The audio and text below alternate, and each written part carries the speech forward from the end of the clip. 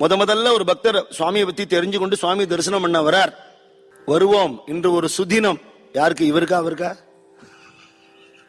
சுவாமி சொல்ற இன்று ஒரு சுதினம், வருவோம். சுவாமி வரவேற்கிறது.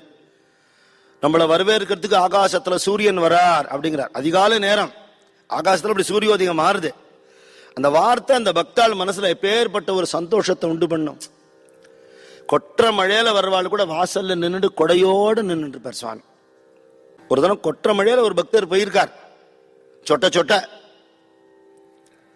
தன்னோட காஷாய வஸ்திரத்தை கொடுத்து தோட்டிக்கு சொன்னாராம். காஷாய வஸ்திரம் நம்மளாம் ரொம்ப மதிப்போம் இல்லையா? அதெல்லாம் அப்படி சடார்னு எடுத்து கட்டிக்கப்படாது. சுவாமியே சொல்லுவார், குரு கொடுத்தாலுடைய காஷாய வஸ்திரம் கட்டிக்கப்படாது சுவாமி. அது அக்னி ஸ்வரூபம், பரமேஸ்வர ஸ்வரூபம், பாபத்தெல்லாம் தகனம் பண்ணக்கூடியது.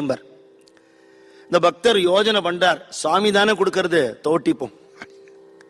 அங்க வேற வஸ்திரம் இல்லை, உடம்பெல்லாம் துவட்டின்றார், வேட்டி ஈரமா இருக்கு. சுவாமி சொல்றார், இதையே கட்டிண்டு அதை பிழிஞ்சு உணர்த்திடுவோம். அதுக்கப்புறம் அவருக்கு தாகத்துக்கு கொடுத்தார், ஆகாரம் கொடுத்தார். சுவாமியோட பக்தாளுடைய அனுபவங்கள்லாம் கேட்கும்போது பார்த்தேன்னா, எங்களுக்கு ஞானம் வைராக்கியம் பக்தி எல்லாம் ஒன்றும் தெரியாது சாமி, எங்களுக்கு தெரிஞ்சது அவரோட அன்பு தான்பா. அன்பே சிவம்ங்கிறதுனால அந்த அன்பை மட்டுமே தான் காட்டினார். அந்த அன்பு மார்க்கத்திலேயே போயிட்டு அதுவே என்ன உண்டோ அங்க கொண்டு போய் சேர்த்துடும். புரியாத விஷயங்களை சொல்லி அவளை குழப்பறதுல அர்த்தம் இல்லையே, அன்பு தானே. கொற்ற மழை, எங்கேயும் படுத்துக்கிறதுக்கு வழி இல்லை. சுவாமி சொன்னாராம், சுவாமி நின்று இருக்கும், சுவாமி கட்டில்ல படுத்துக்கலாம்னு சொன்னாராம் அந்த பக்தர்.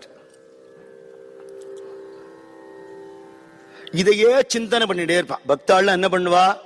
திருப்பியும் திருப்பியும் திருப்பியும் திருப்பியும் குருநாதனோட கிருப்பையை அப்படியே நினைச்சுட்டே இருப்பான். அந்த கருணையை நினைச்சுட்டே இருப்பான். நான் என்ன பண்ணுவேன், இப்படி ஒரு கருணை பண்ணிட்டேளே.